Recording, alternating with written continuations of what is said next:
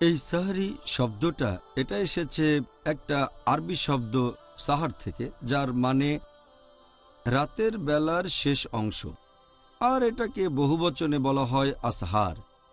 এখন সাহারি শব্দটা দিয়ে বোঝানো হয়েছে সেই খাবারকে যেটা শেষ রাতের দিকে খাওয়া হয়। আবার এই সাহারি মানে হচ্ছে শেষ রাতের খাবার গ্রহণ করা, খাবার খাওয়া। তাহলে সাহারি একটা কাজ, আবার শেষ রাতের খাবার। এরপর যদি ইফতার শব্দটা সম্পর্কে বলতে হয়, ইফতার এই শব্দটা এসেছে আরেকটা আরবি শব্দ ফাতার থেকে, যার মানে হচ্ছে ছিঁড়ে ফেলা অথবা ভেঙে ফেলা। আর ইফতার মানে হচ্ছে সেই খাবার যেটা খেয়ে রোজা ভাঙা হয়। তাহলে আরবিতে ইফতার মানে সেই খাবার যেটা দিয়ে সূর্যাস্তের পর রোজা ভাঙা হয়। আচ্ছা। আল্লাহু আল্লাহু আল্লাহ।